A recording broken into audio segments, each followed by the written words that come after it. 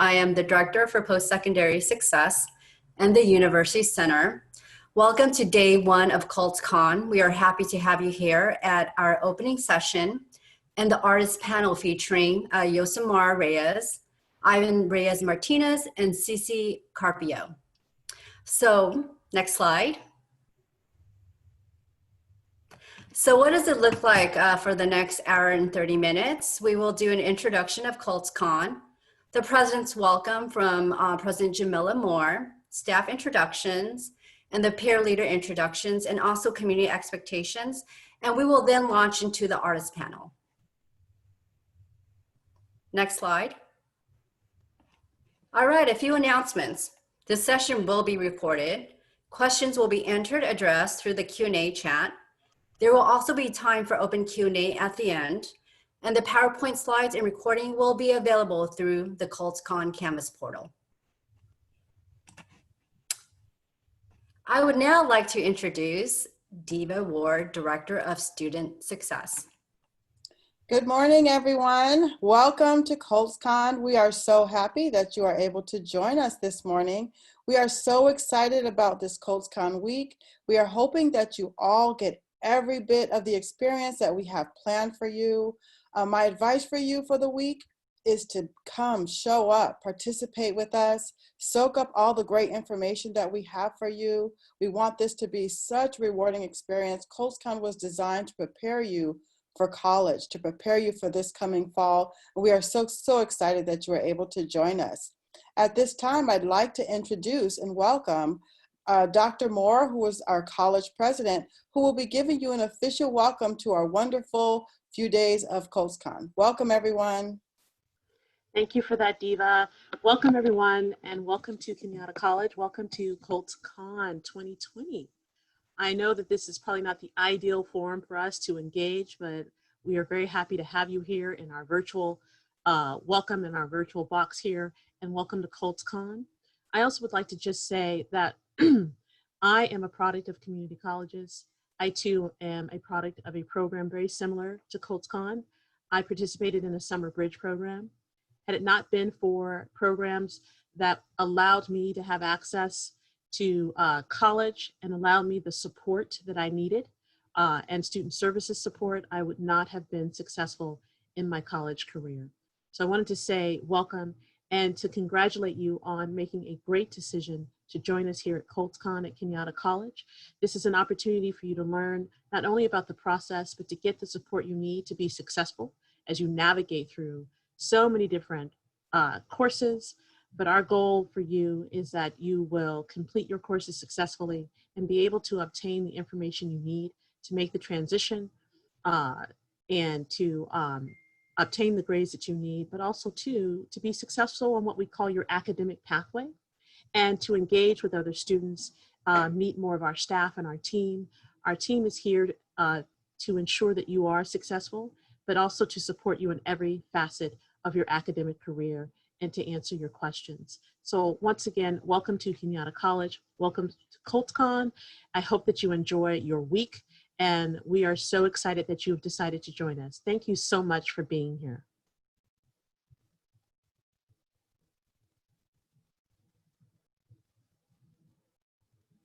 Thank you, Dr. Moore, for that really wonderful introduction. And now, and welcome. Thank you so much. Now I'd like to go back to Mary Ho, who will be moderating the rest of our program. Yes, we would now like to do staff introductions. And this is the committee that has worked extremely hard to put on Colts-CON. You've already met me. I am the Director for Post-Secondary Success and the University Center. We will have Nimzi go next. All right. Hello, everyone. My name is Nimzi Garcia. My pronouns are she, her, hers. I am a program services coordinator for the Eso Adelante Peer Mentorship and San Francisco State Transfer Pathways program. Good morning, everyone. Buenos dias. My name is Gonzalo Arrizon. My pronouns are he, him, él. I am the coordinator for the STEM track here at Colts-CON. And at the college, I'm very proud to wear two hats. I am a retention specialist with the STEM Center, and I'm also an adjunct instructor in the English department. Welcome, everyone.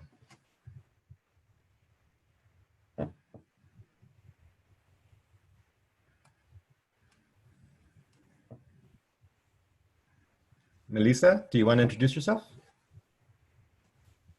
Hi, good morning, everyone. Welcome to Colts-CON Day 1. Buenos días a todos. My name is Belisa Maldonado, and I am the Basic Skills Retention Specialist at Kenyatta College. So if you are currently taking ESL 924, 914, and 400, also Math 811, 110, 120, and Math 190, I'll be able to help you. I'm from the Learning Center as well.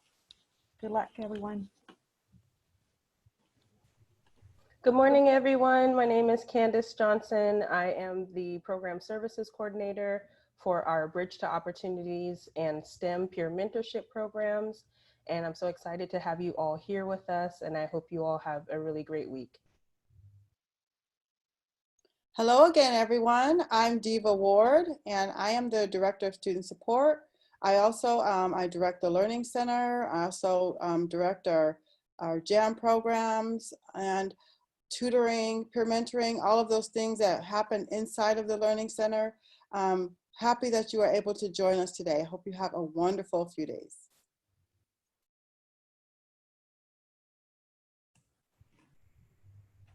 And next we have, I believe Marcella couldn't join us this morning, and Arcelia, but we want to go ahead and have Georgianne introduce herself. Hello, everyone. Let me get my video, sorry.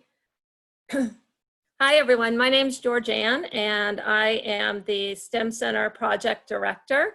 And for those of you who are STEM students, you will be learning a lot this week about the programs and supports that we offer through the STEM Center. And we're really excited you're here and looking forward to meeting everyone. Thank you.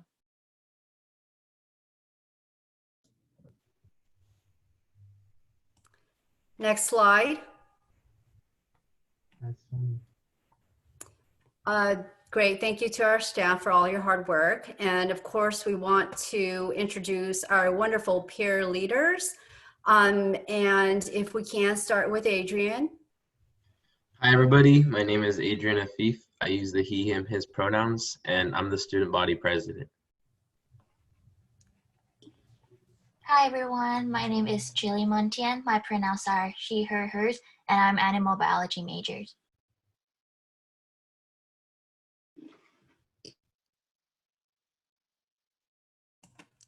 Diego, you're on mute. Hey, there you go. Thank you. Appreciate that.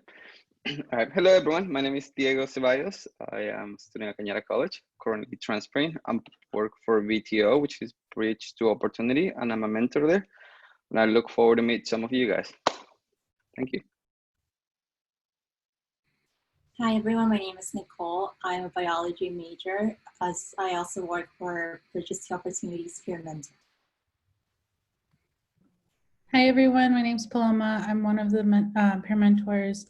I'm also a TRIO student ambassador, so that's a program on campus that can help you as well. I'm also a theater arts major. Hello everyone, my name is Pisit. I am one of the peer mentor and I am a business major student.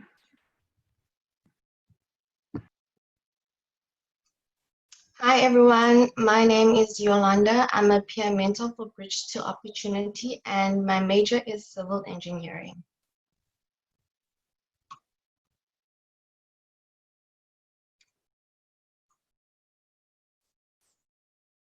So today we're gonna go over some community expectation that I would love for everybody to abide by during Colts-CON, which are be respectful of each other, laugh with, not at each other, be understanding, be patient, keep your mics off when others are speaking, step up and step back. If you would like to share, that's great. Be sure to make space for others. If you don't like to share, that's okay. Try asking one question per session. So if we all agree to these community agreements, can we please write our names on the chat and we can get Colts-CON going?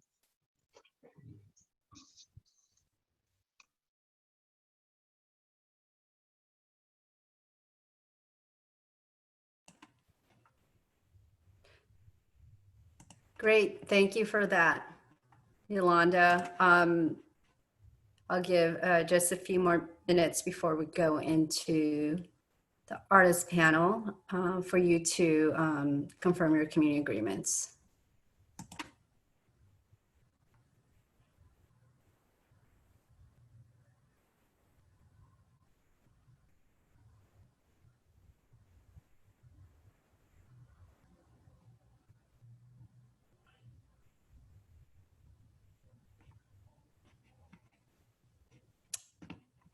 All right.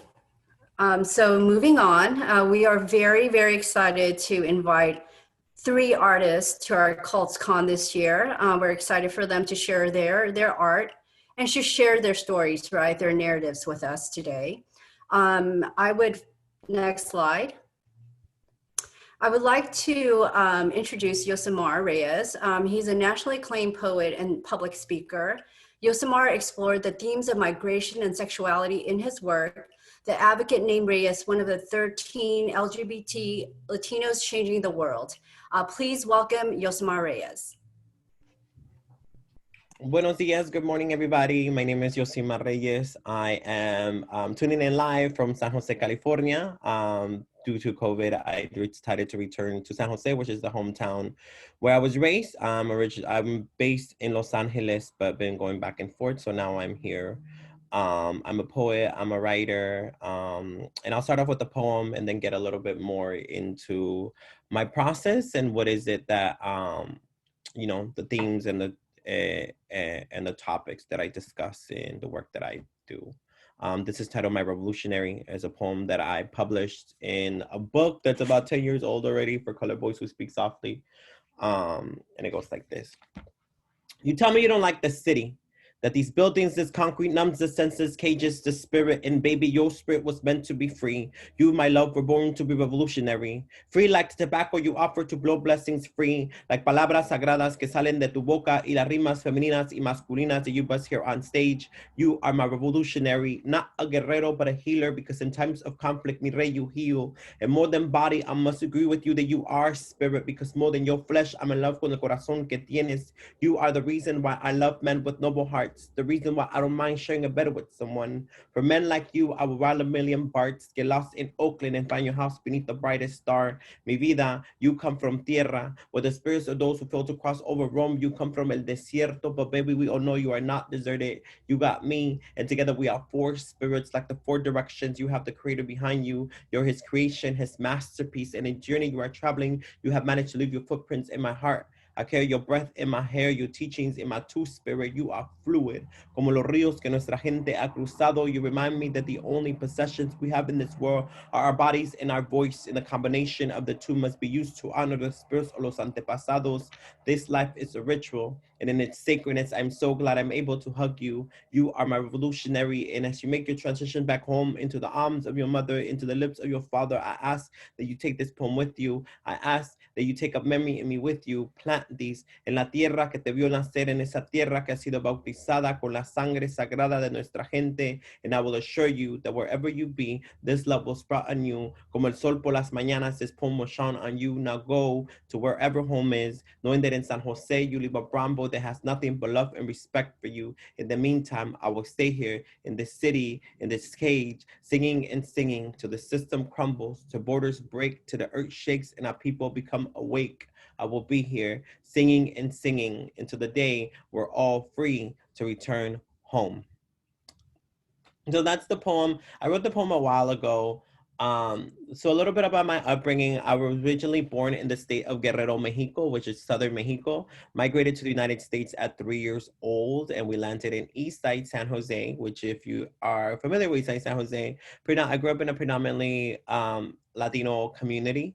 One of the interesting things, though, that I arrived in 1991 was the fact that we came as undocumented immigrants. I'm still undocumented, and if you know anything about immigration, undocumented people are really popular because we're always in the news. But one of the things about my work that I try to do in speaking about this experience is definitely give it nuance, because I feel oftentimes when we do discuss undocumented immigrants, it's very from the standpoint in which, you know, there's no agency in our narratives. And I think for me as a storyteller and as someone that embodies this lived experience, it's very important for me to showcase us in dignified ways, and for me to showcase us as the engineers, as storytellers, as philosophers, as artists, which is a very, I think there's a huge misconception that happens when discussing us. I think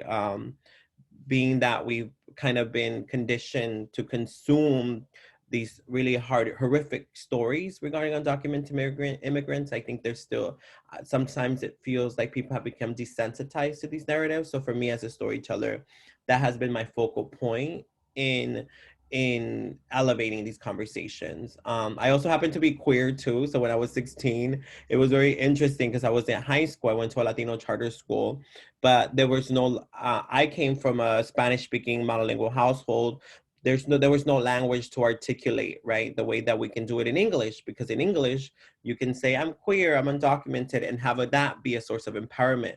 But in Espanol, the empowerment, whether that be because we live in a country that subjugates us to different systems of oppression, there's not that confidence, and there's not, you know, if anything, I think you go through this country as you grow older, if you're monolingual Spanish speaker, if you're an immigrant, if you're undocumented, if you're queer, and there's a certain spirit murder that happens, right?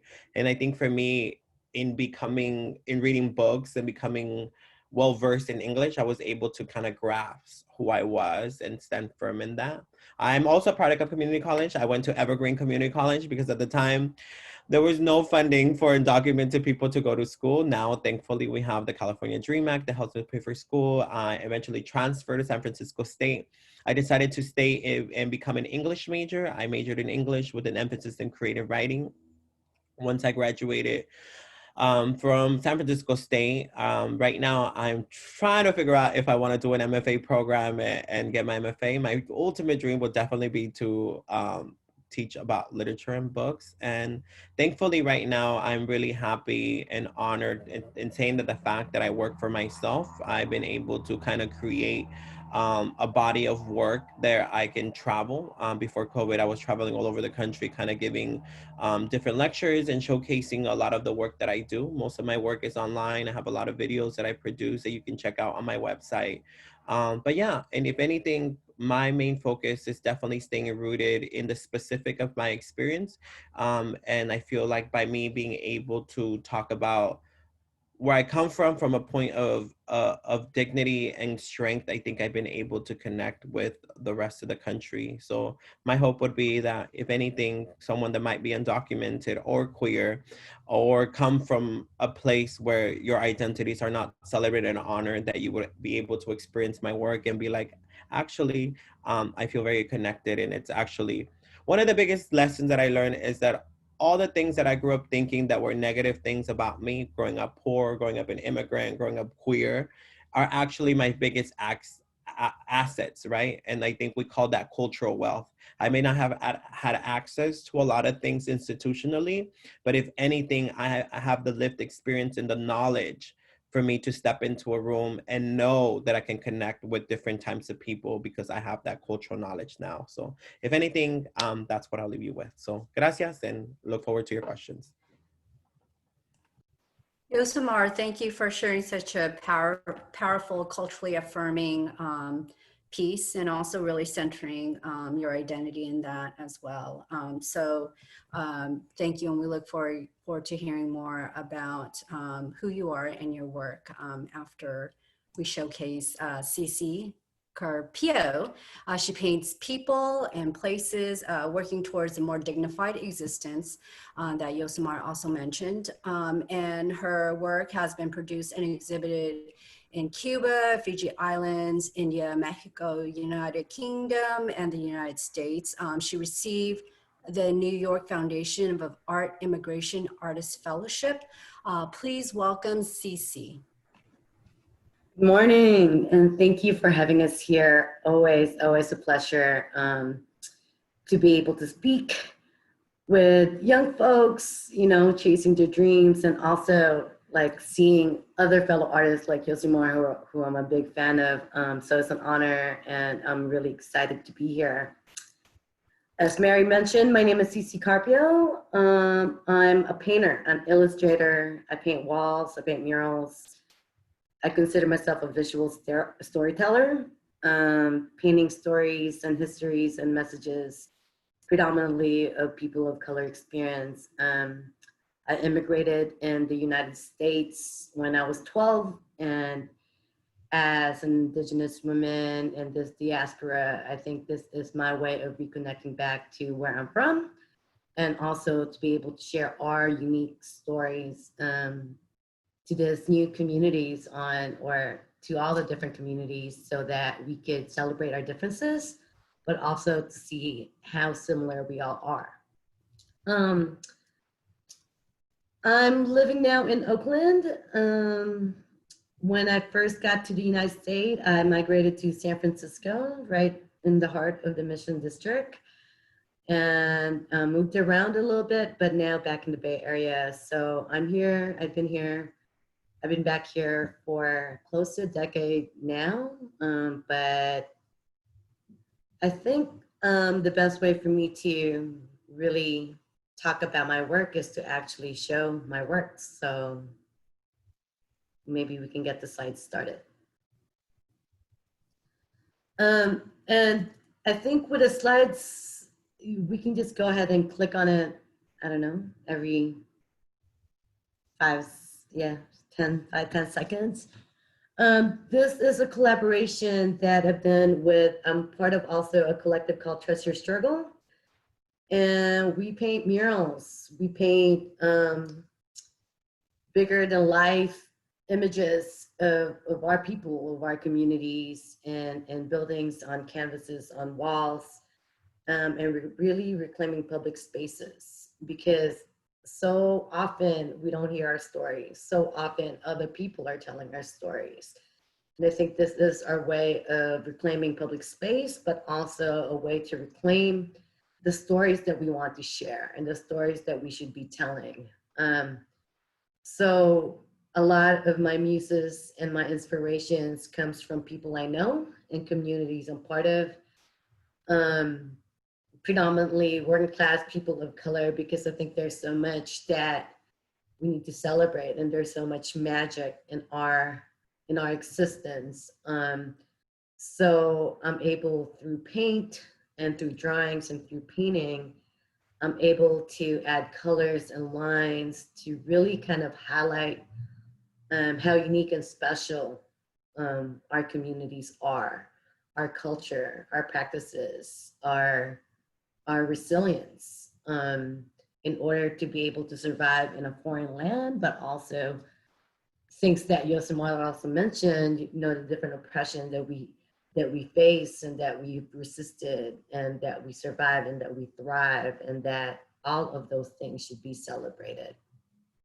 So these are pieces, both been exhibited and both still permanently on walls in different places that I'm showing you, different parts of the world. I'm very fortunate to have had the privilege to be able to travel and really share stories with different communities through my art. I've been in places where we don't speak the same language. This one's in Nepal, for example. And I've been in communities where literacy level just is really different from each other, but through images, we're able to communicate in ways that sometimes we don't always have the right words. And actually, I started painting and drawing in a very young age because I grew up with my great-grandmother, who was illiterate. And my way of communicating with her when I go back to school was just like, you know, drawing pictures and drawing images on paper so I could better explain some of the things that I've learned from school, or ways that I could better tell her, because I don't always have the words to communicate the excitement and the emotions and the feelings of some of my experiences. And I think just through that and loving that and being able to talk to her in that way became also my most powerful form of communication to the rest of the world. And so through images and through painting murals on walls, on canvases, or drawing things on paper, it kind of took away some of, like, you know, when Yosimar was talking earlier, we don't always have the confidence, definitely having come from a different place, not really knowing how to speak English well. I think I veered a lot on drawing and painting as a way for me to tell things that I couldn't always like articulate fluidly, but with pictures, there was, it became one of my sources and my tools to be able to tell our stories and to be able to share my thoughts and my emotions in ways that I couldn't otherwise, didn't have any other tools to do so. But here are some images, and this one actually was displayed at the Yerba Buena Center for the Arts, and is part of an exhibition that was really focusing on census and who counts. And I chose to focus on communities that had been striped out of their rights to vote. But we're wanting to emphasize on the idea that just because we don't always have access to some of those basic rights, doesn't disregard the contributions that folks have given. And then quickly after that actually is when the pandemic hit and we'd been in lockdown. So I did a whole series of various different paintings, kind of really emphasizing folks in the front lines and vulnerable communities has been impacted by this pandemic. So this is kind of a start of a whole series of images that I was just creating while we couldn't leave our home, or while we really encourage folks to stay home. And even with us being locked down, you know, it didn't stop people from really connecting and reaching out and helping. And the whole idea of mutual aid and being able to provide for each other has always been part of the many different communities that, this is actually Yosimar's grandmother, who I've been inspired just watching Yosi and his grandma doing boot camp on lockdown. So, but yeah, our people being able to really have each other's back and to provide for each other in moments where, you know, the bigger government doesn't have necessarily a social infrastructure to, or don't always choose to do so, and really inspired by the resilience of our folks and the vulnerable communities during this time. So these are a bunch of different series of folks I know. The one on the left actually inspired by my sister, who's been on lockdown, homeschooling 3 children on her own. And just really, you know, getting a lot of inspiration from our peoples. So I'm just gonna keep, I think I'm pretty close to finishing up the images, but yeah, that's a lot of the work I've done. And then during the pandemic, the mass mobilization for Black Lives Matter also happened, and definitely went out on the street to show solidarity with our Black communities, acknowledging that their fight have allowed us to be here to fight. And so painted different murals throughout downtown Oakland and throughout the streets with symbols of solidarity, symbols of resilience and resistance, and, you know, accompanied by communities and folks who paid respect to our current time, but also to our current struggle, and also to our current fight, knowing that, you know, we are here, we will fight this and we will thrive through it.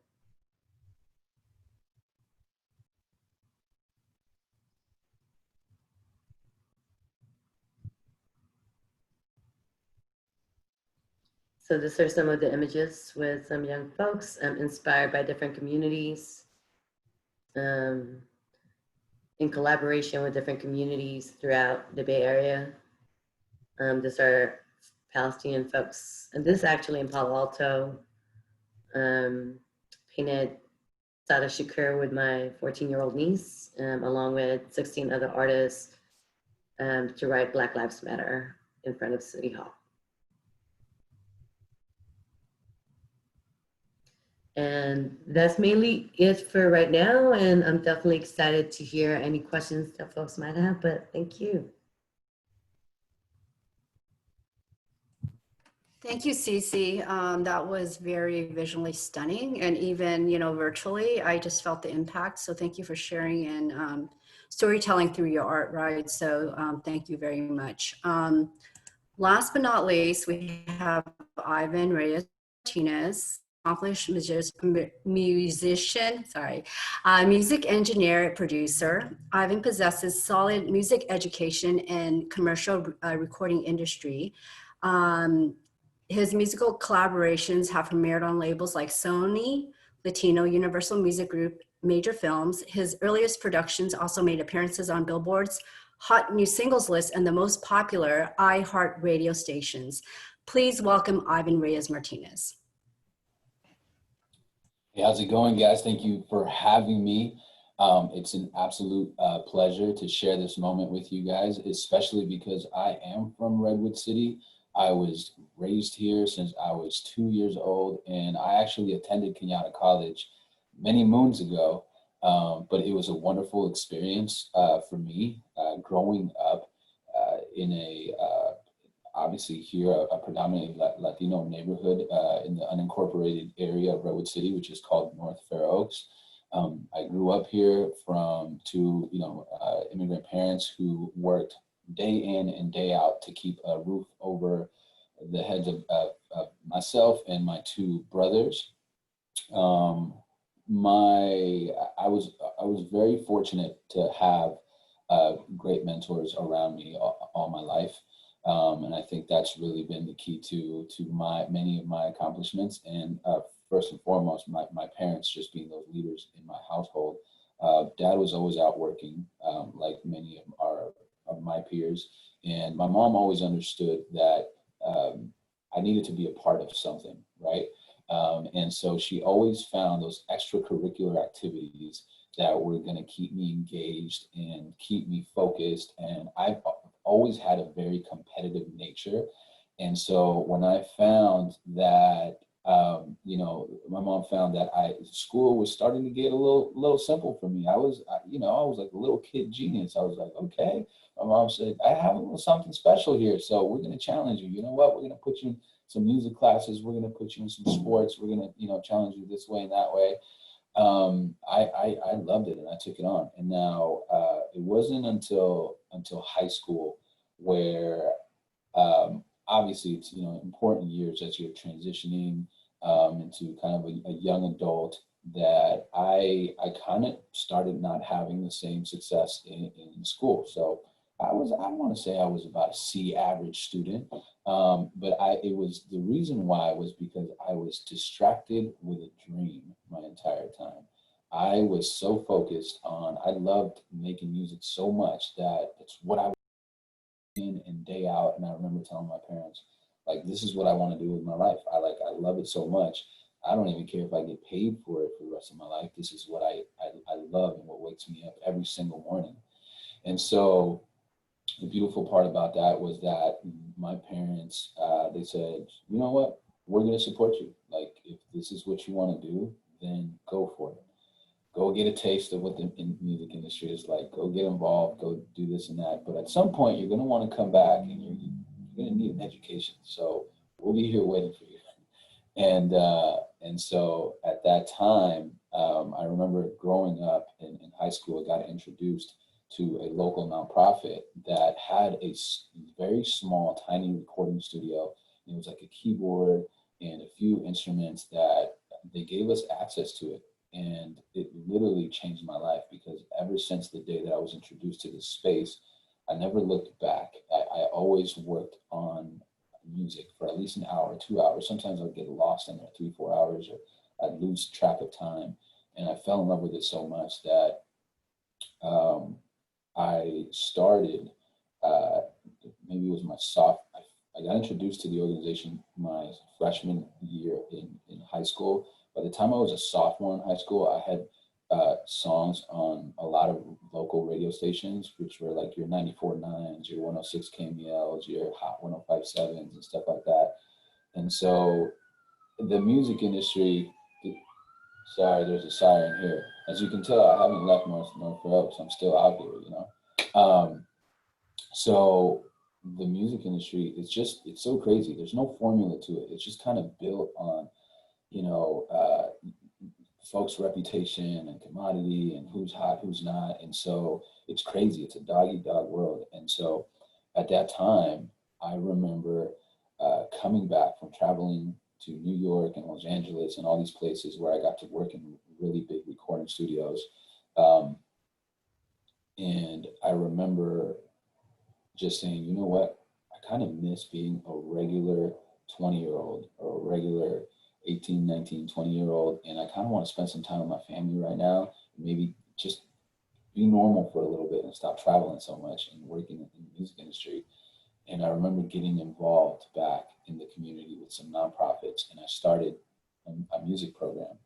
And that's when I absolutely fell in love with using my abilities, my musical talents and abilities, to bring people together, to kind of inspire them to pursue their goals and their passion.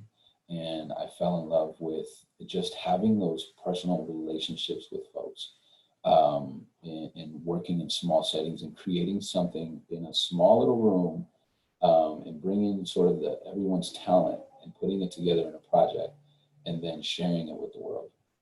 And so I then kind of fell in love with fusing. Well, at that point, I found out that I really had a passion for youth development. Like, I loved working with the youth, and I loved music so much that I found a way to fuse both of them. And so currently I'm working on my music projects in the background, and it's just what I love to do. And I'm also the executive director of Redwood City PAL, Redwood City PAL here, where we have a long laundry list of programs and offerings for a lot of the youth in the community, where we've been able to take our arts programs and our sports programs too, and our education programs to the next level, where we fused a lot of the new digital media tools, digital storytelling and everything, to really give kids the tools to learn how to express themselves at a very early age. And so I'm very fortunate to say that I still get to make music all day, every day, and I love it. And then I also get to work with a lot of the youth to make sure that they have that same opportunity that I was given a long time ago. So today, I thought that the best way to share my art with you guys was to actually pre-record a little something, behind the scenes footage of me in the recording studio. So if you guys don't mind, I would love to share that with you guys. And keep in mind, I'm a music producer. You might hear me hit a couple of singing notes in there. Don't mind me, all right? We leave the singing for the professionals. This is just how music comes about. So I'll let you guys tune in for a little bit. Kenyatta College, Colts-CON. How's it going, guys? Welcome to my studio. This is the Templo studio here in Redwood City, California. Today, what I wanted to do with you guys is simply show you guys how I start making some music from scratch. And what does that mean? That we come to the studio, we kind of play with some of our pianos, our guitars, the microphones, we got all sorts of preamps and DJ equipment, and I come in here. Usually I shut down the lights, but for today we'll keep the lights on and we just get creative. So today I feel like making some Latin music, and I'm gonna sit down, play with some keys a little bit. We're gonna turn on our software. This is called a MIDI controller, and all I'm basically gonna do is select a sound, play some chords, see what I'm feeling, and we're just gonna go from there.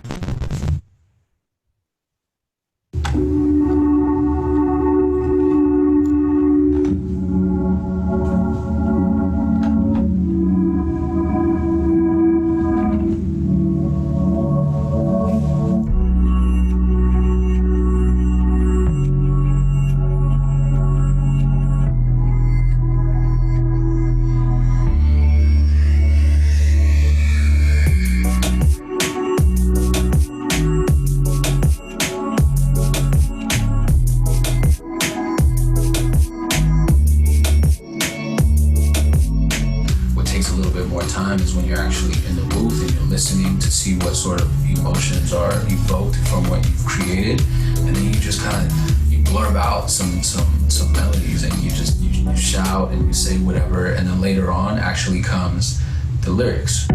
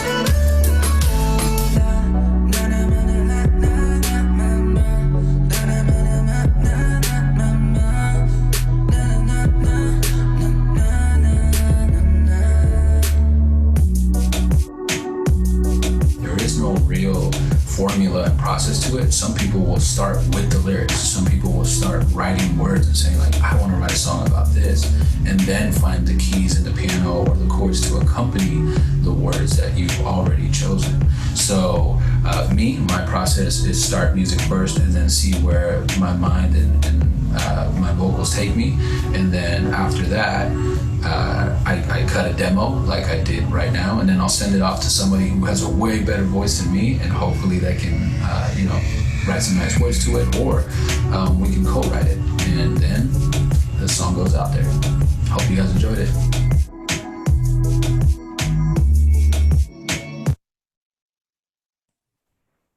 Thank you for that, Ivan. It was interesting to be able to go into your studio and just see how you make music, right? So it's very technical. So thank you for that. And with that, we have some moderated questions. And most of you shared some of the questions that I've sent to you. So with that, I will kind of change up some of my questions that would be more geared towards something that we haven't covered. So with that, my first question to you is focus on your educational journey, right? So you shared a bit of your narrative, and where I want you to focus on is where did you find your support? And why are support systems important? And let's have Cece start.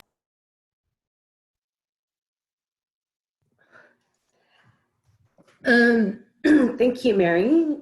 Actually, it's interesting. I have a very interesting trajectory in my academic career. I actually focus a good chunk of my undergrad on environmental studies, focus on environmental law. And that was specifically because of my really strong desire and connection to be able to do international work with my people. I wanted to focus that on Indigenous people's rights, where I'm from, and actually did a study abroad going back home doing just that. And I mentioned that primarily because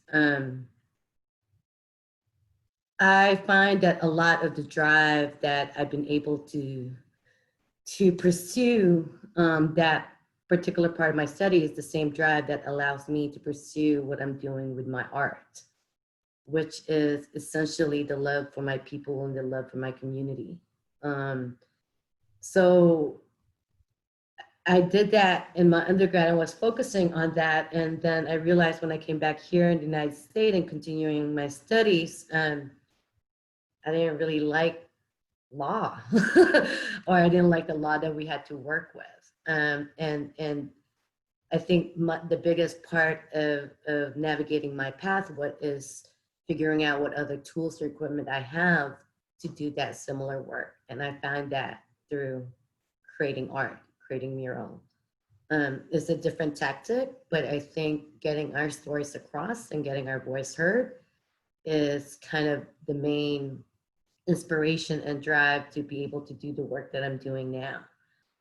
But as far as support, I think it's through the community and the people that I'm surrounded with, which includes my peers, being able to find, I mean, I think a big part of the success I've had academically and also the success I have career and professionally is being able to really find my people, and just being able to really find and build community has been in the forefront of any work that I do.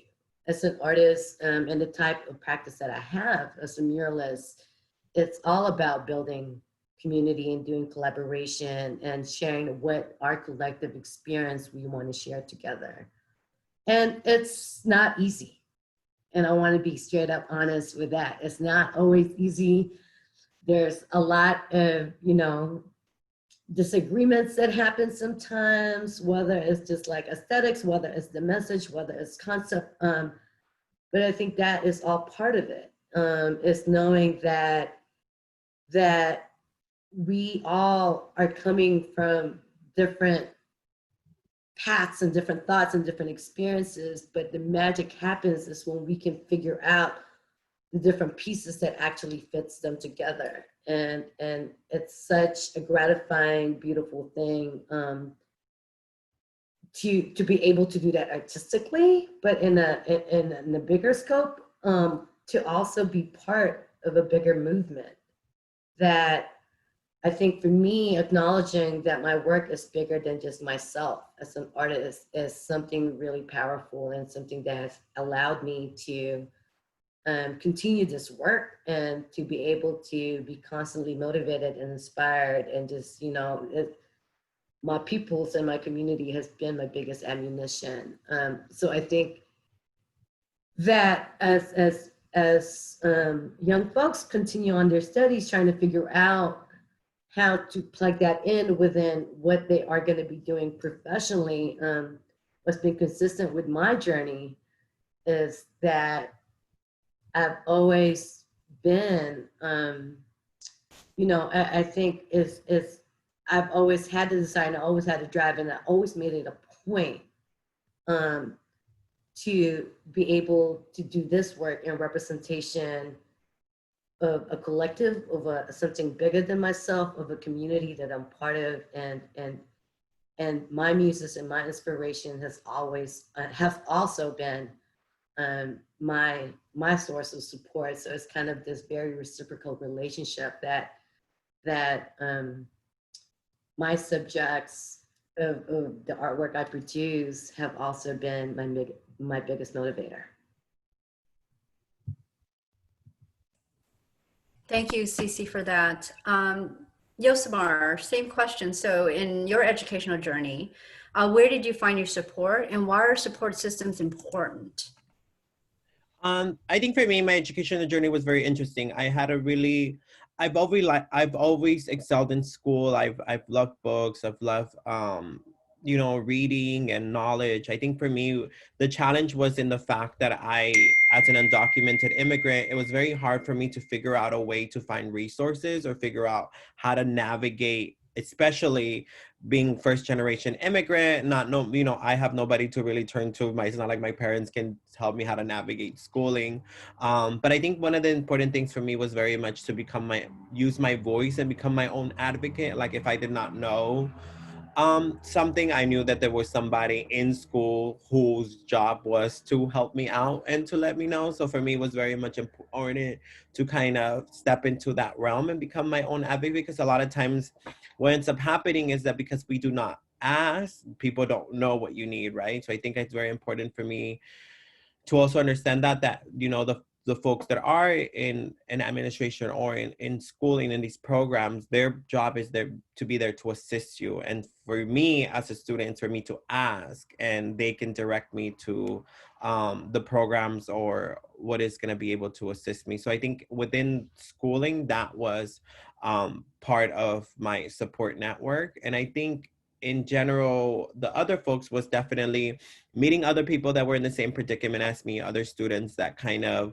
were in the same position. And I think through kind of relating to them, I was able to figure out how they were able to navigate, whether that be pay for school, buy the books, or all that stuff. I think that was definitely helped me. But I think had I not been someone that was, open and, transparent about where I'm coming from as a student, I think it would have been a lot more challenging.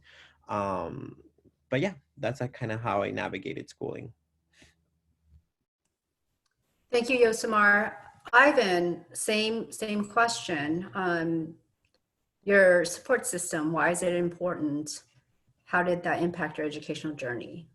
Yeah, my support system has been everything, absolutely everything. And I forgot exactly where I read it or where I stumbled upon this information, but for me, it has always been important to keep 3 types of individuals around me. And it's always been, keep those older folks around you that have the experience, that have been through it, that you can call, that they can mentor you, and that you trust them, and that you look up to them, that you want to be where they're at, or they've sort of already gone through that journey where you see yourself kind of growing up and being in their shoes and saying, that's where I want to end up. So, and then I kept the folks that were around my age group where I got to share my ideas and run wild with them and go try things out, different ventures or business ideas, or just to get creative, that would literally, would share the same passion as me, and then we would just go for it and take action.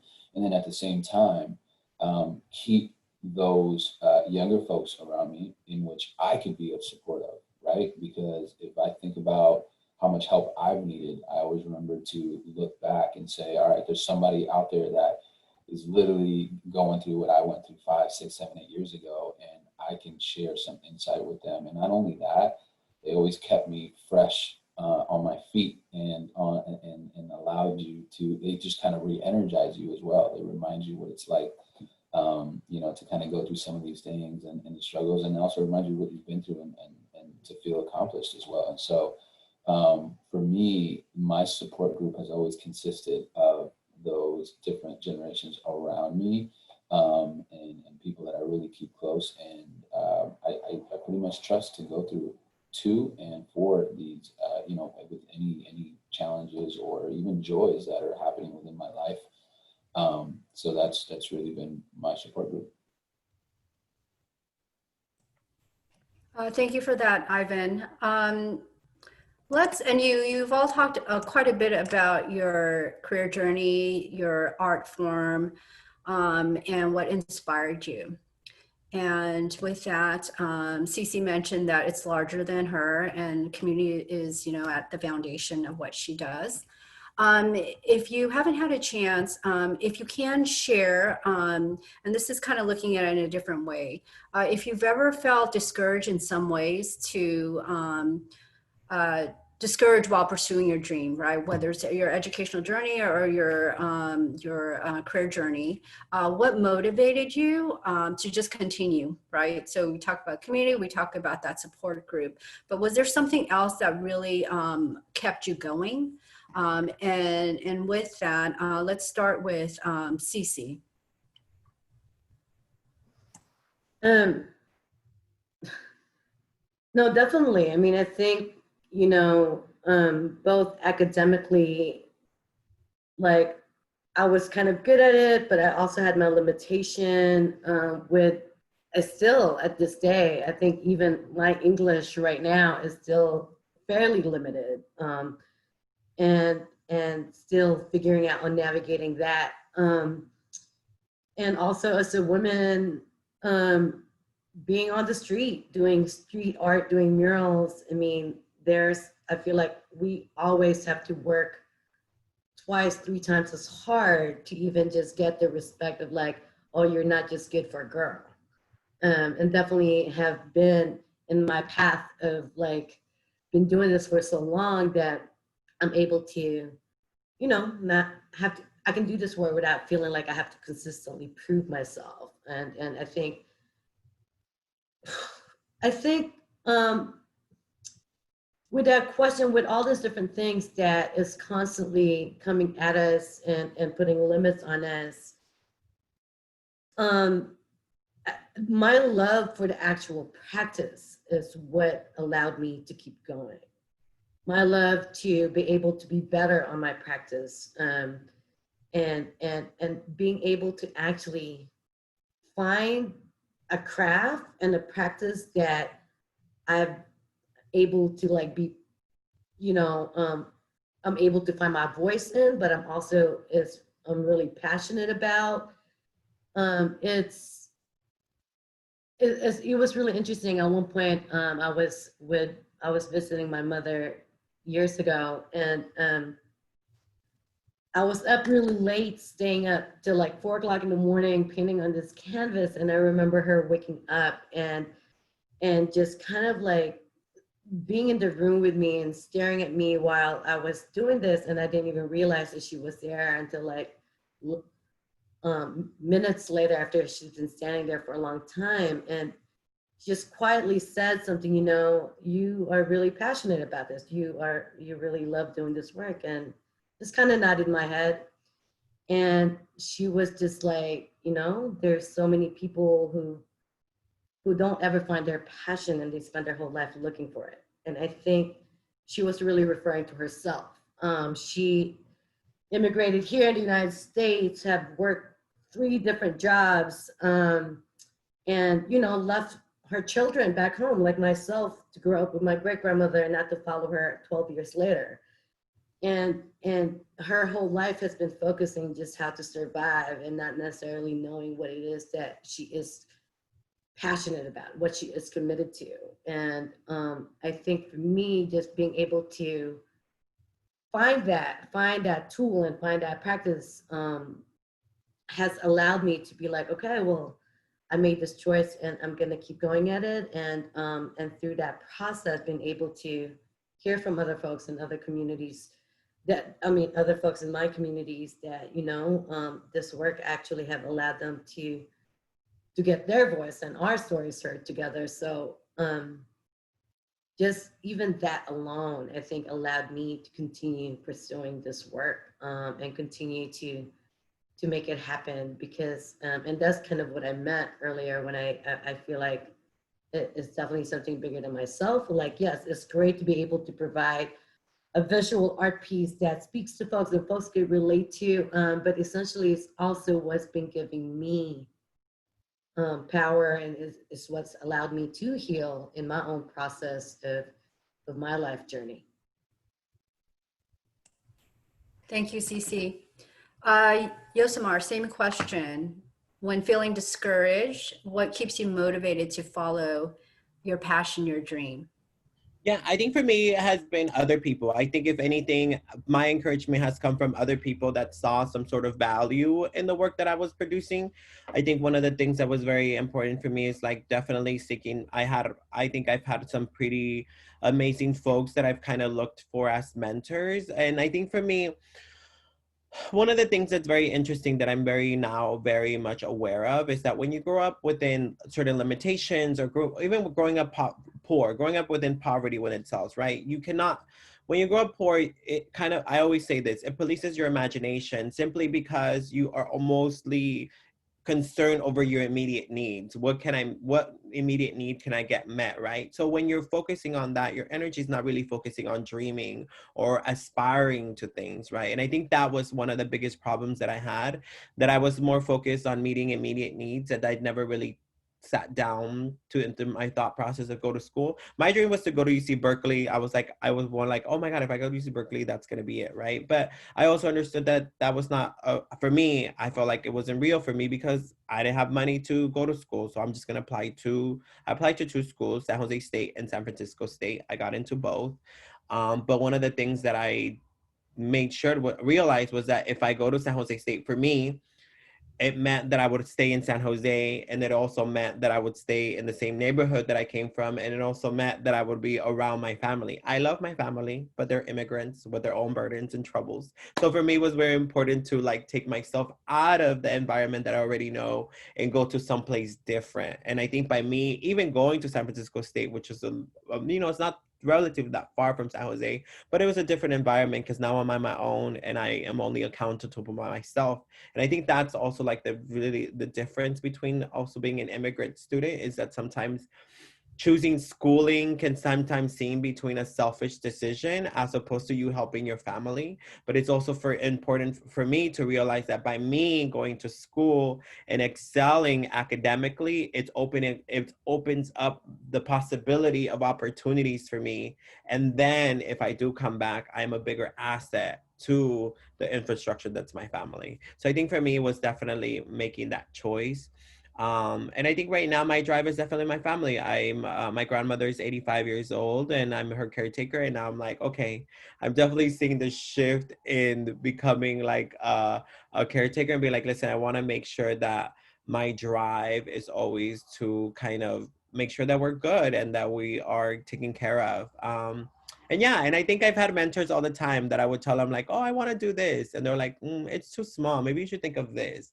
Or like, you should think bigger. Because I think that's the idea, right? That oftentimes we don't see that we can achieve like big things simply because there was no other prior examples or people that we know in our immediate circle that have reached those goals. Like, I've never met like when I was growing up, I didn't meet published authors. I couldn't go to a bookstore and be like, oh, that's my friend. My friend published that book. But now it's very interesting because I'll go through the airports and be like, oh my God, my friend's book just came out. I can pick it up here, right? And I think that's the paradigm shift. And now I'm like seeing the possibilities because now I have various examples of people that came from similar backgrounds as me that's made it. And hopefully I can contribute to that kind of, that kind of discourse as we move forward. Thank you, Yosemar. Ivan, educational journey, what kept you going when you felt discouraged? And this can be also while pursuing your career journey as well. Yeah, so what kind of keeps me going? I think three things come to mind for me that have always kind of pushed me forward.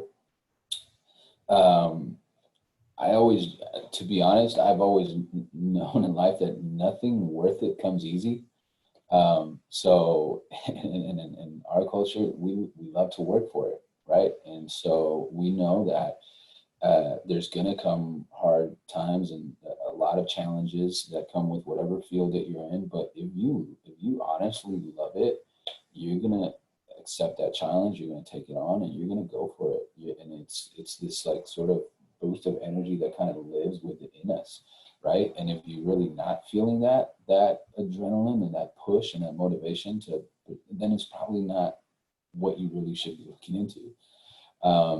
And then I also always tell myself something funny, when I'm sitting at the campfire and I got all my little grandchildren in front of me, what kind of story do I want to tell them? What kind of story do I want to share as their grandpas? And I want them to look at me and be like, man, grandpa was the best music producer and he had the stories to tell, and it's that legacy that you want to leave behind. So I kind of use these visualizations in the future to kind of say like, all right, what kind of speech do I want to give when I'm on that stage, or whether it's just a campfire around my grandchildren or my family.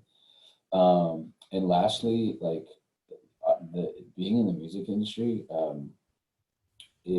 when you said, are you ever discouraged or did you ever think about turning around?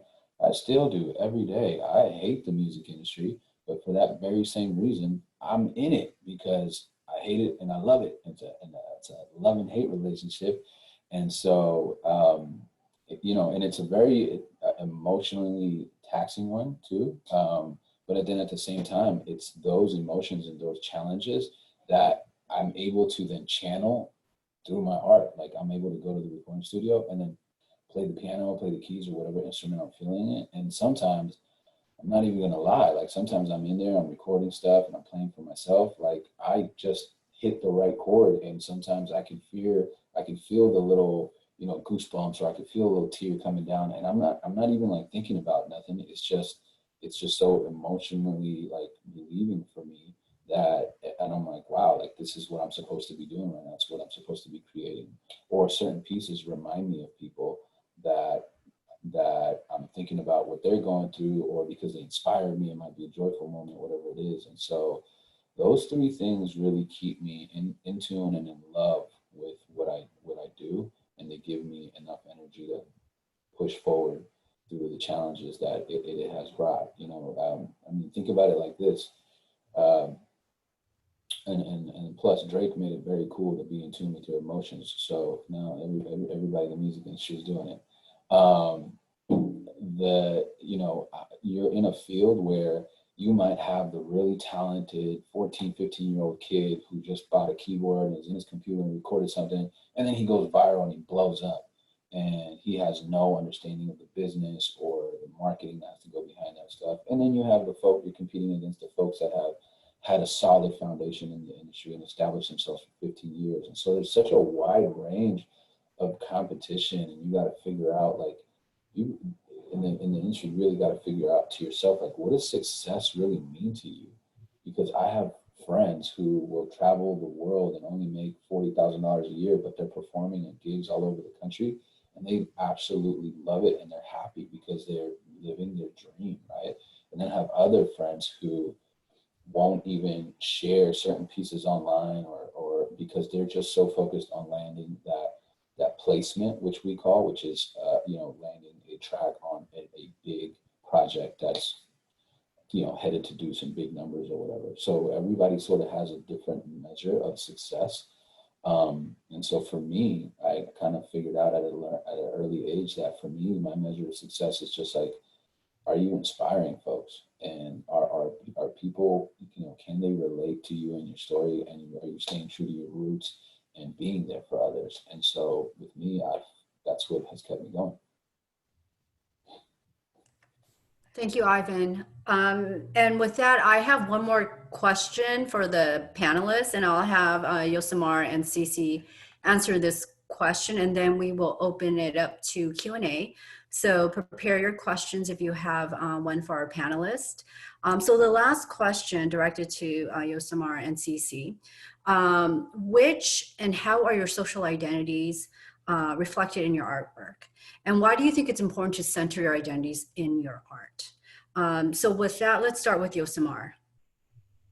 I think for me right now specifically, it's very important simply because even within the art world or in the spaces, and that's why a lot of people are like, oh my God, why are you so vocal about something that, you know, you get this narrative like, aren't you scared, right? And I think for me, I've kind of we've seen countless of documentaries, we've been consuming countless stories, there's so much research, there's so much academic work regarding the undocumented predicament. There's just a lot that goes into that. But I think for me, it's been more of like, I want to make sure that I'm telling it in the way that I want to, and it's not being funneled or edited or being manipulated for a greater consumption, right? And I think for me, one of the things that's very interesting about having this lived experience is the fact that oftentimes the intended audience for these stories are people that do not necessarily come from our communities, right? There's this an idea, if we create like a moral crisis within U.S. citizens, then eventually they will enact the similar acts we saw within the civil rights movement, right? When we saw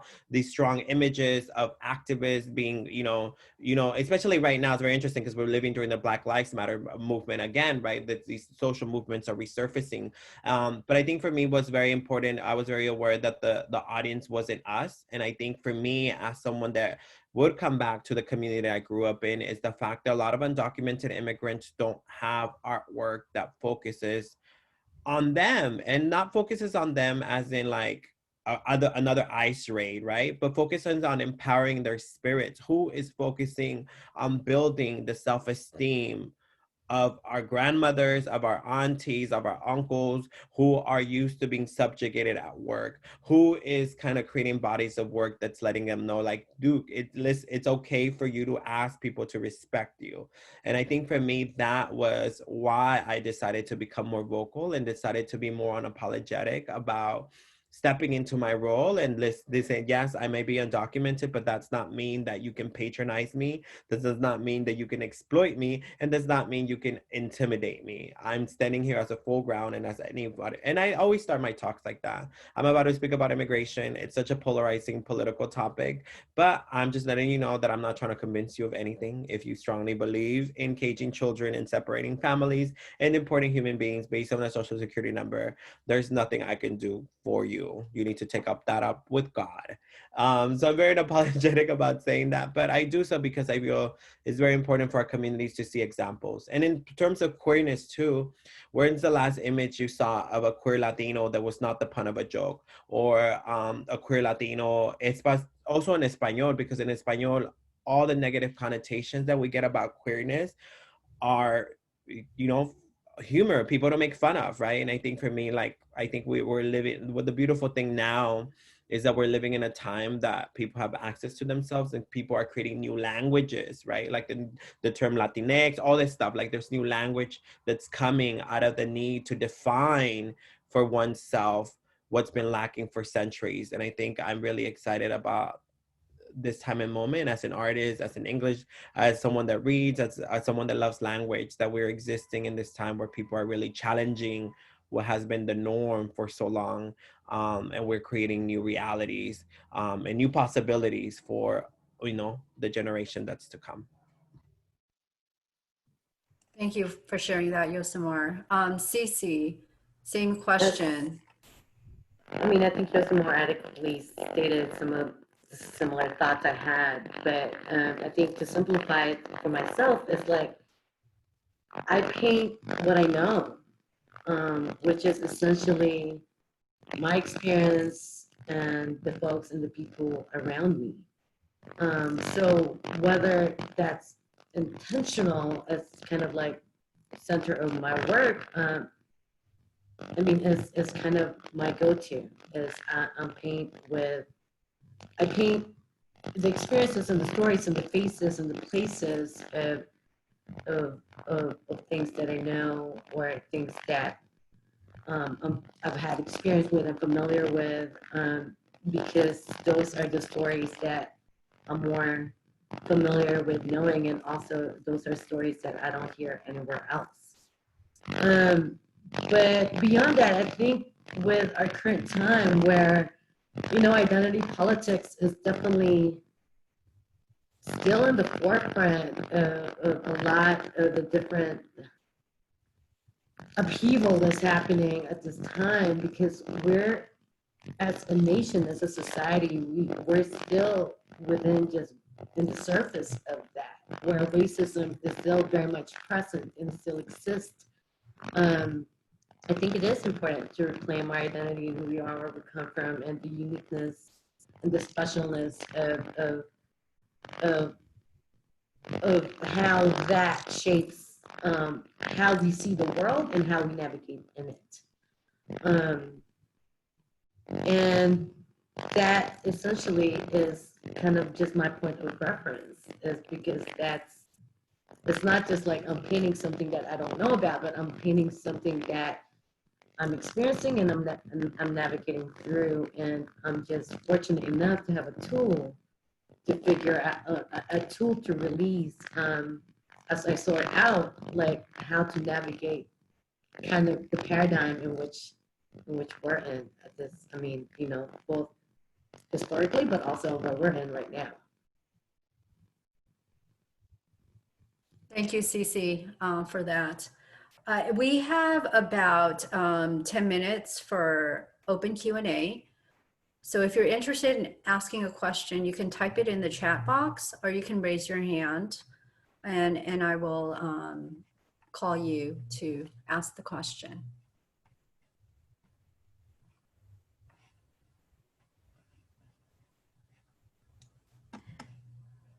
Hi, Mary. There was a question in the Q&A asking if Ivan could also answer that last question about how his work is influenced by his cultural identity.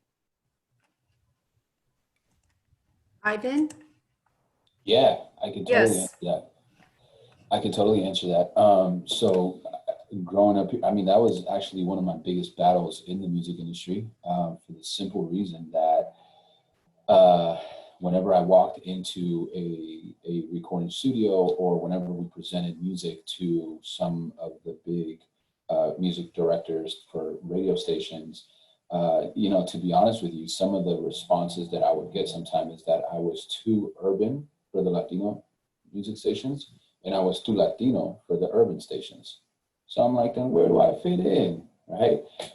So for the longest time, I felt like I had to retrain myself to then be like, okay, well then can I only make Latin music, or can I stick to only making urban music? And so it was a constant battle. And it wasn't until literally these past couple, like 2-3 years, where like my biggest focus was on breaking through and really owning that niche of saying, like, you know what, I can really own being a producer of one of the best Latinx music groups in the Bay Area, right? Because growing up here, we're so, you know, culturally rich around so many, such a diverse environment here growing up. And I, you know, grew up listening to some reggaeton with some Puerto Rican friends in middle school, and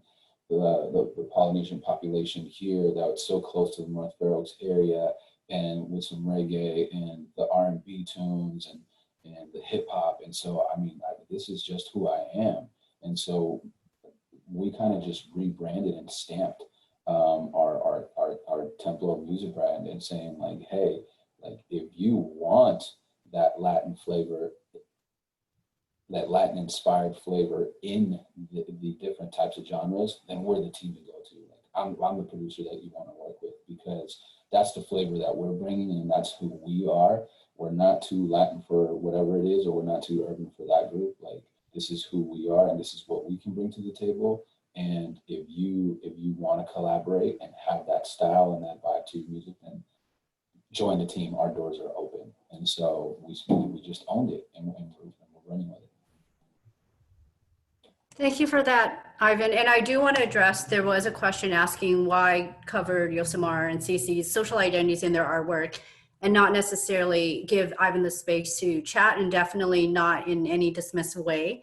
So I apologize for that, but I do want to make sure that we have time for Q&A, but I do want to put it out there. So thank you, William, for asking that question. I really appreciate that. So with that, the next question is, how do you unwind? So let's start with Cece.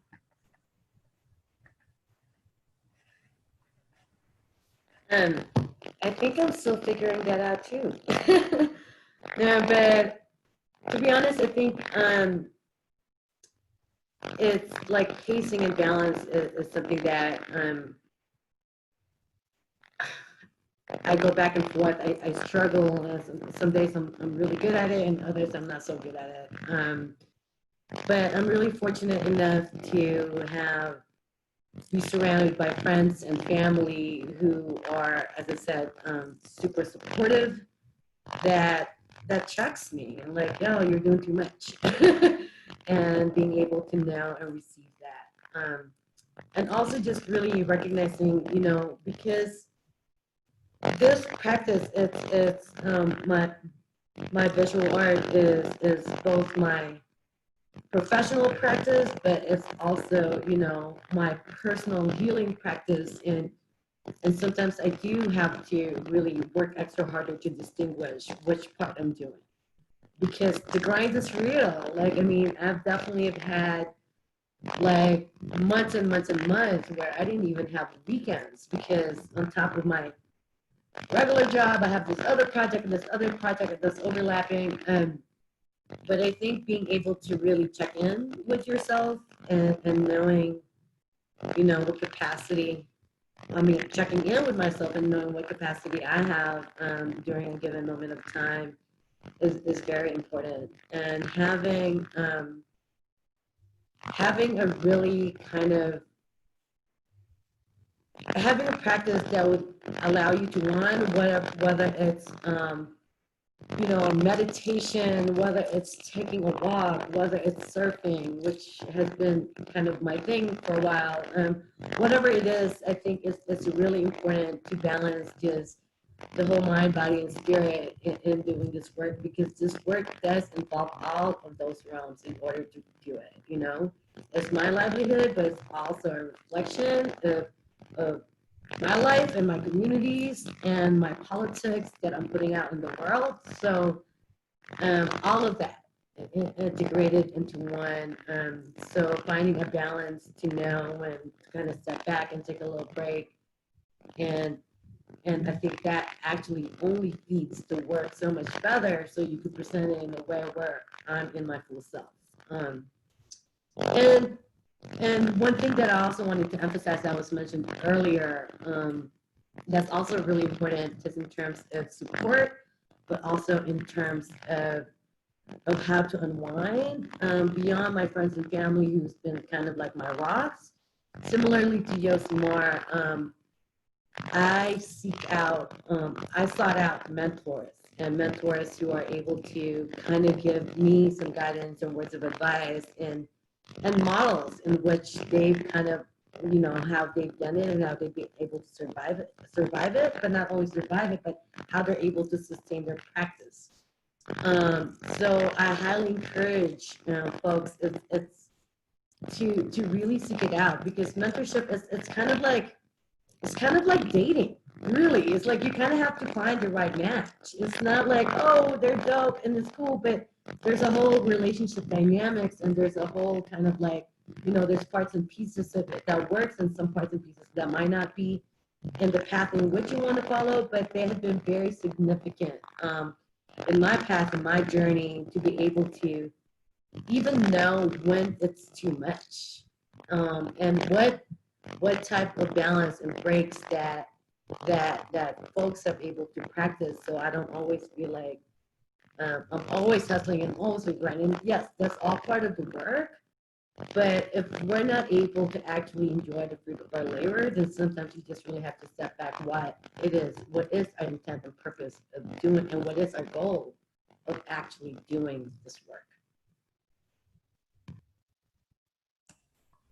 Thank you for that, Cece. Let's move to Ivan. How do you unwind? Awesome. Yeah, I could think of a couple ways that I like to unwind. One, I like playing sports. So when I play sports, I just feel good out there. I get a good workout. I'm not a gym type of guy, but when I can go play basketball, I can go play soccer, whatever it is, right? And I like to just go out there and play with some friends or family, whatever it is.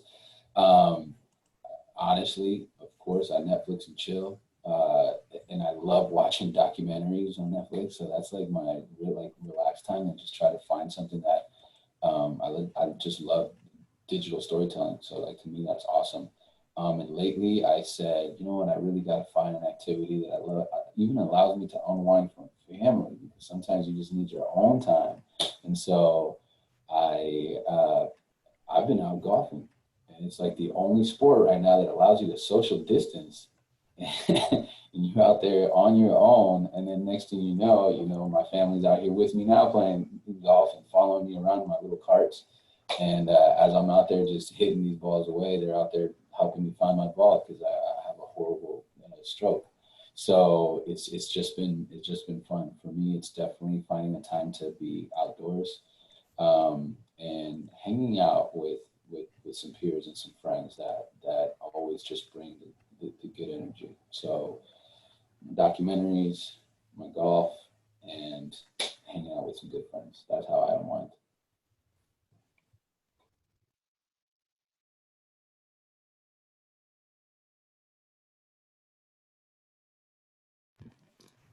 Mary, I believe you're unmuted. Mary, I think you're still there. You go. Yosimar, what about you? How do you unwind? I'm a nerd, so as you can tell, this is digital background.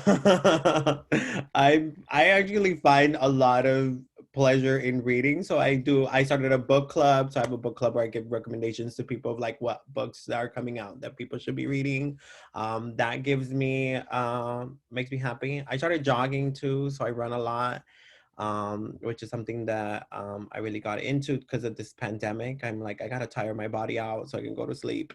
And then, yeah, either watching TV shows or whatever. I'm not big on TV shows, but there's certain ones that I do kind of like just watch. But yeah, mainly reading, running, and unplugging. I think unplugging is definitely a good one. Like sometimes I think a lot of people forget that we're living in a pandemic and we are living in one of the biggest social movements that's happening in history. So it's very important for you to, take time for yourself and rest because it is a lot. Thank you for that, Yosemar. And with that, we have one last question, a very important question for students. Any words of advice for students, especially new to college? And let's start with Ivan. Ooh, okay. Let's see. Advice for college students.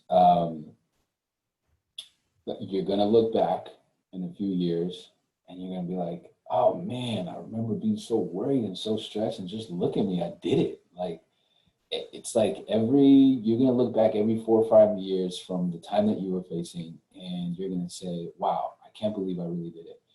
The struggles and everything that came. The only thing that I would tell you, and it's gonna help you look back and actually say those words, is that don't keep your problems to yourself. Throw them out into the universe. Like, people have been through it. People want to help.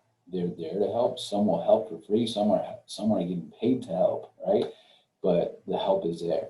And I think the community college is such a perfect decision to pursue.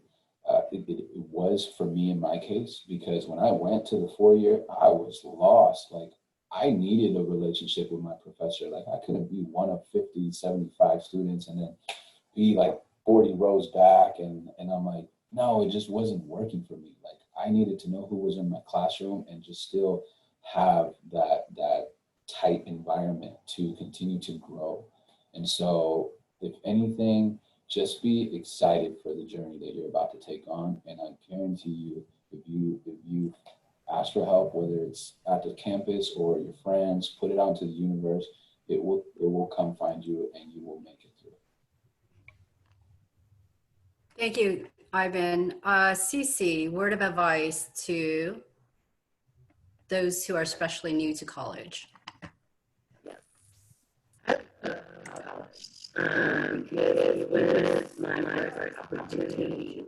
Cece, you're a bit hard to hear. Can you hear me? Your microphone is a little static. No. We will come back to you. Let's go to Yosemar. My advice is don't be too cool for school. I know that I was in school. You should be fighting to sit in the front, right? Because I think sometimes you be coming in and you're like, oh, I'm just gonna sit back. But I think you should definitely take the opportunity to know that you're in school and there's so much stuff, knowledge that you are gaining. And I think being able to kind of immerse yourself in that experience, it's definitely a huge benefit. And networking, making sure that you do, again, Ivan was talking the significance of having relationship with your professors, right? Or the people around you. I think it's very important and you're going to maintain these relationships because through those networks, they know people that know people. And I think it's very important to kind of stay and ask for what your needs are, because I think if you don't ask, people won't really necessarily know what resources to send you. And schools have resources for you to take advantage of. So definitely ask about that. And again, for me, don't be too cool for school. Like, definitely take opportunity, be immersed in the experience. Cece? Can you hear me now? No, it's still a bit muffled. So give it one more try. Yeah.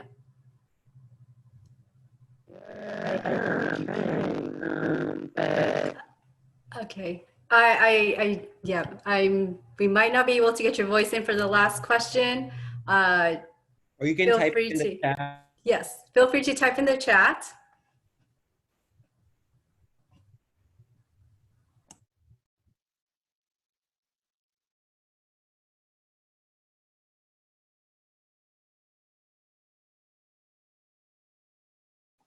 In the meantime, Yoshimar can tell us what TV show he is watching. I finally I caught out on all the. I'm like late, so I'm catching up on all the shows that everybody already talked about. So on my blog, or the new one that just came out, the food traveling show. There's a food traveling show that just came out that's really good about like different foods around. I think it's Latin America or around the world. So that one's pretty dope.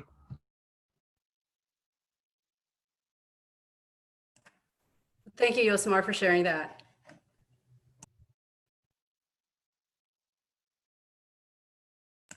Response, I love college. It was my first time to actually explore the world on my own to some extent.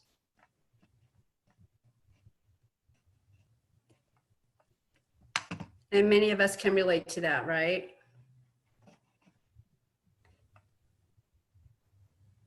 And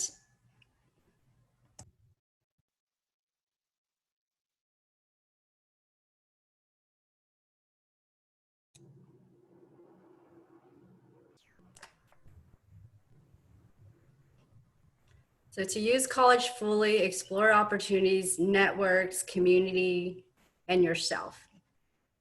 Thank you for that, CC. And with that, I want to thank our panelists, CC, Ivan, Yosimar. Thank you for joining us today. Our first artist panel at Colts-CON.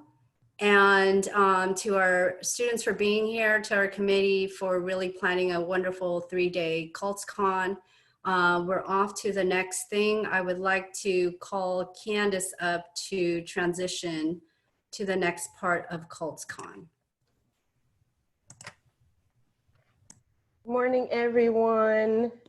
Again, I want to thank all of our panelists for your insight and sharing your art with us. It was really great, and we appreciate you all. So at this time, I'm going to share what's going to happen next. So when you go back to Canvas, this is the screen that you'll see for today, right? Inside the day one, I'll go back one so that you can see the, so you were here, right? It's loading, loading, loading, loading, loading. Okay, so you were here, right? You clicked here for day one. And so we just completed this session. So right now we have a break from 11:30 to 12. So make sure you stretch and grab some food and all of that stuff. And then when you come back at 12 p.m., you will have a choice of 3 different workshops, right?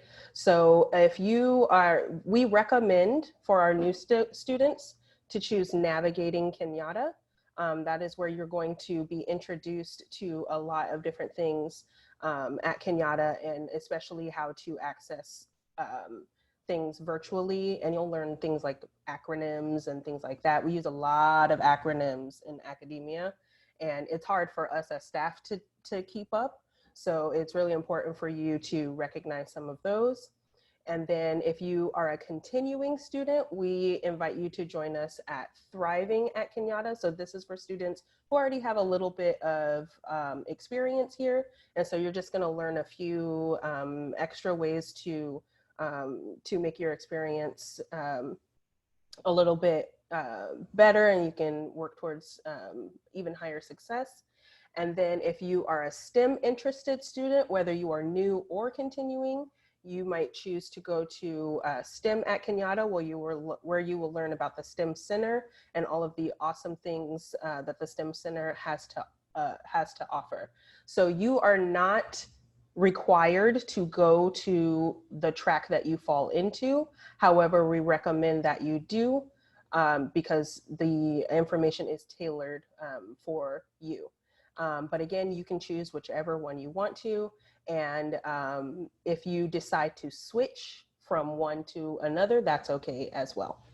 So right now we're gonna go on our break for 30 minutes, and then we'll see you all in your different sessions at 12 p.m. Thank you all so much for being here, and we'll see you later.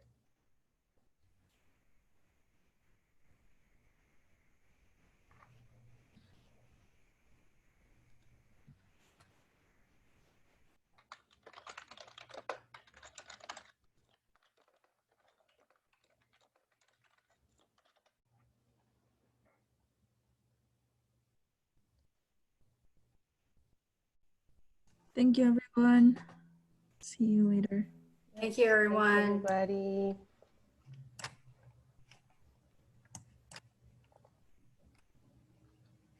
Candace, are you going to the next session? Yeah, so I'm gonna go to, we're gonna prep for the next session. Okay. Nimsy and I. Hey, Candace. Yeah.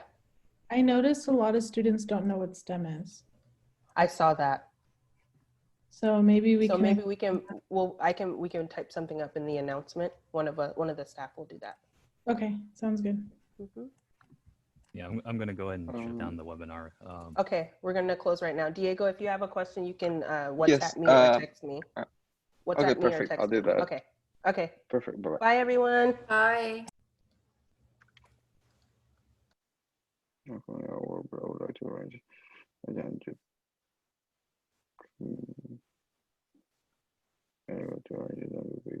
pick it up on calling.